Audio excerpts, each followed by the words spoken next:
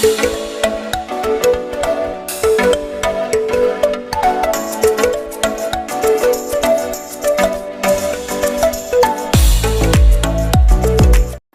सृजनी YouTube channel आउ एक नुआ भिडियो समस्त को पुणी थे बहुत बहुत स्वागत।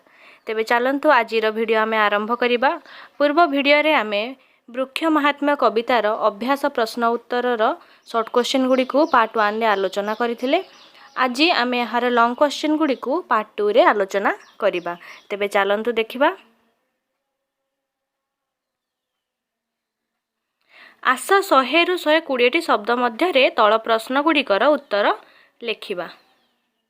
क नंबर वृक्ष मानक जीवन धन्य कवि एपरी काहींकी कहिसंती। एहार उत्तर होउची कवि अतिबड़ी जगन्नाथ दास ओडिया भागवतर स्रष्टा भावे विशेष परिचित। भागवतरे विभिन्न प्रसंग वर्णना करी से मानव समाज को शिक्षा प्रदान करिसंती। वृक्ष महात्म्य कविताटी भागवतर अंशविशेष। एहा गोपलीलार 23 अध्यायरु गृहीत। एही कवितारे कवि वृक्ष मानक महात्म्य वर्णना करी सेमानक जीवन किभଳି धन्य ताहा आलोचना करिसंती।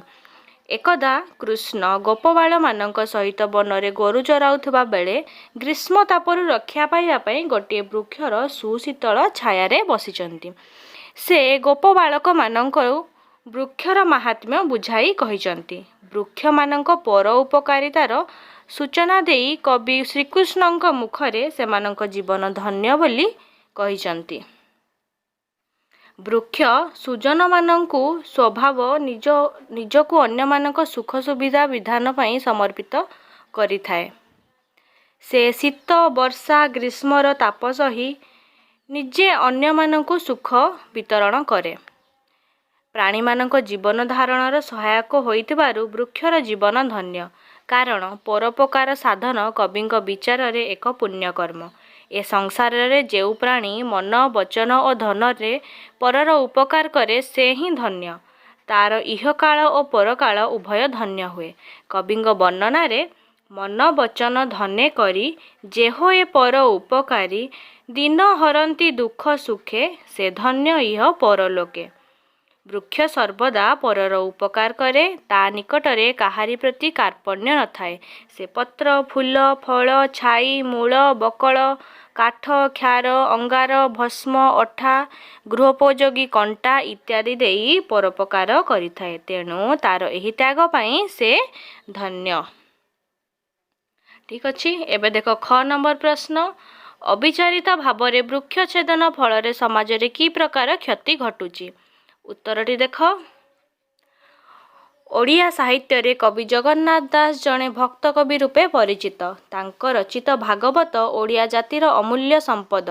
एही ग्रंथरे से ओडिया जनजीवन को नीति शिक्षा प्रदान करने निमित्त अनेक अमूल्य कथा और महात्म्यर वर्णना करिसंती। कविंक रचित भागवत दशम स्कंध अंतर्गत एक प्रसंगटी वृक्ष महात्म्य कवितार प्राणकेन्द्र। अविचारित भावरे वृक्ष छेदन फल समाज रे की प्रकार क्षति घटुची ताहाको निम्नोक्त रूपे वर्णना करा जाई पारे। एक सुस्थ परिवेशर गठन निमित्त सबुज बनानीर आवश्यकता रहिछि। प्राणी और उद्भिद परस्पर निर्भरशील होइथिबारु वृक्षलता बिना प्राणी जगत तिष्ठि रहिबा असंभव। तेणु आम्भे माने वृक्ष संरक्षण दिगरे जत्नवान हेबा उचित। वर्तमान अविचारित भावरे वृक्ष छेदन करा जाउथबारु एहा द्वारा समाजर विभिन्न क्षति होउची। वृक्षलता आमर बंधु। यह आमको खाद्य जाणेनी आसबाबपत्र गृह उपकरण आदि जोगाई थाए। वर्तमान वृक्ष छेदन हेतु आमे माने एई सबु पाइबारु वंचित होउछु। यह परिवेश उपरे कुप्रभाव पकाउची। वृक्ष माने परिवेशर सुरक्षा सहित मृत्तिका संरक्षण जलवायु नियंत्रण रे साहाय्य करंती। अविचारित भावे वृक्ष छेदन हेतु ए क्षेत्र रे समाज जीवन प्रभावित हेउची। वृष्टिपातरे अनियमितता देखा जाउची। अर्थात वर्षा हो नहीं ठीक भावरे। वृक्ष माने दूषित अंगारकाम्ल को ग्रहण करी आमको अम्लजान दियंती जहाद्वारा प्राणी समाज बंची रही। वृक्ष छेदन हेतु वायुमंडल दूषित होबारे लागिछि। अंगारकाम्लर मात्रा बढ़ी चलछि। सेथिपाई वायुमंडल दूषित होबारे लागिछि। ବାସ୍ତବିକ ଅବିଚାରିତ ଭାବରେ ବୃକ୍ଷଛେଦନ ଫଳରେ ସମାଜର ଅଶେଷ କ୍ଷତି ସାଧିତ ହେଉଛି। ବାସ୍ତବିକ ଅବିଚାରିତ ଭାବରେ ବୃକ୍ଷଛେଦନ ଫଳରେ କ'ଣ ହେଉଛି ନା ସମାଜର ଅଶେଷ କ୍ଷତି ସାଧନ ହେଉଛି। ଏ କ୍ଷେତ୍ରରେ ଆମକୁ ସଚେତନ ହେବାକୁ ପଡ଼ିବ। ତାପରେ ଦେଖ ଗ ନମ୍ବର, ବୃକ୍ଷମାନେ ପରର ଉପକାର କିପରି କରନ୍ତି? ଉତ୍ତରରେ ଦେଖ, ଓଡ଼ିଆ ସାହିତ୍ୟ ଜଗତରେ କବି ଜଗନ୍ନାଥ ଦାସଙ୍କ ରଚିତ ଭାଗବତ ଏକ ଲୋକଶିକ୍ଷାମୂଳକ ସୃଷ୍ଟି। ମାନବ ସମାଜକୁ ନାନାବିଧ ଉଚ୍ଚ ଭାବମୂଳକ ଶିକ୍ଷାଦାନ କରିବାରେ କବି ବିଭିନ୍ନ ପ୍ରସଙ୍ଗ ବର୍ଣ୍ଣନା କରି ଭାଗବତକୁ ବିଶେଷ ଲୋକପ୍ରିୟ କରିଛନ୍ତି। ବୃକ୍ଷ ମାହାତ୍ମ୍ୟ କବିତାରେ କବି ବୃକ୍ଷମାନେ କିପରି ଭାବରେ ପରର ଉପକାର କରନ୍ତି ସେ ବିଷୟରେ ଅନେକ କଥା ଆଲୋଚନା କରିଛନ୍ତି। ଏକଦା କୃଷ୍ଣ ଗୋପବାଳମାନଙ୍କ ମେଳରେ ଗୋରୁ ଚରାଉଥିବା ବେଳେ ଗ୍ରୀଷ୍ମ ବାଧା ହେତୁ ବୃକ୍ଷର ସୁଶୀତଳ ଛାୟାରେ ବସିଛନ୍ତି। ଏହି ଅବସରରେ ସେ ବୃକ୍ଷର ଉପକାରିତା ବିଷୟରେ ସେମାନଙ୍କୁ କହିଛନ୍ତି। ବୃକ୍ଷମାନେ ଶୀତ, ବର୍ଷା, ଗ୍ରୀଷ୍ମ ତାପକୁ ସହ୍ୟ କରି ଅନ୍ୟମାନଙ୍କୁ ସୁଖ ଦାନ କରନ୍ତି। ସେମାନେ ପତ୍ର, ଛାଇ, ବକଳ, କାଠ, କ୍ଷାର, ଅଙ୍ଗାର, ଭସ୍ମ, ଅଠା ଓ ଗୃହ ନିମିତ୍ତ ବାଡ଼ ଉପଯୋଗୀ କଣ୍ଟା ଦାନ କରନ୍ତି। ବୃକ୍ଷମାନଙ୍କର ଉପକାରର ଏଭଳି ମହତ୍ତ୍ୱକୁ କବି ସୁଜନମାନଙ୍କ ମହତ୍ତ୍ୱ ଗୁଣ ବୋଲି କହିଛନ୍ତି।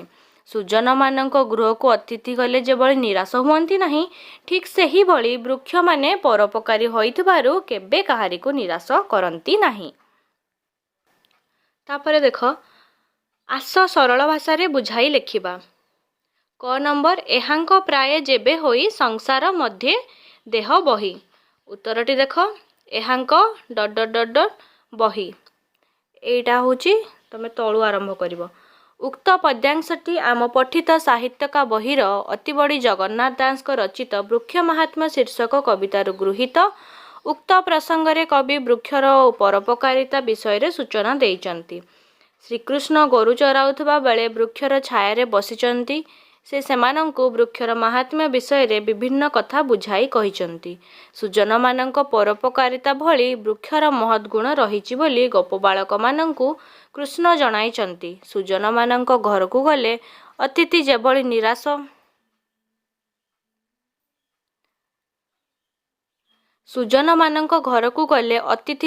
ନିରାଶ ହୁଅନ୍ତି ନାହିଁ, ଠିକ୍ ସେହିଭଳି ବୃକ୍ଷମାନଙ୍କ ନିକଟକୁ ଗଲେ କେହି କେବେ ନିରାଶ ହୁଅନ୍ତି ନାହିଁ। ବୃକ୍ଷଟି ଆମକୁ ପତ୍ର, ଫୁଲ, ଫଳ, ଛାଇ, ମୂଳ, ବକଳ, କାଠ, କ୍ଷାର, ଅଙ୍ଗାର, ଭସ୍ମ, ଅଠା ଆଦି ଦେଇ ଉପକାର ସାଧନ କରିଥାଏ। ପ୍ରାଣୀମାନେ ମଧ୍ୟ ସଂସାର ମଧ୍ୟରେ ଦେହ ଧରି ଏହିଭଳି ସେବାପରାୟଣ ତଥା ପରୋପକାରୀ ହେବା ଉଚିତ ବୋଲି କୃଷ୍ଣ ଗୋପବାଳମାନଙ୍କୁ କହିଛନ୍ତି। ପ୍ରସଙ୍ଗଟି ଶିକ୍ଷାମୂଳକ। ଖ ନମ୍ବର ଦେଖ, ମନ ବଚନ ଧନେ କରି ଯେହୋଏ ପର ଉପକାରୀ, ଦିନ ହରନ୍ତି ଦୁଃଖ ସୁଖେ, ସେ ଧନ୍ୟ ଇହ ପରଲୋକେ।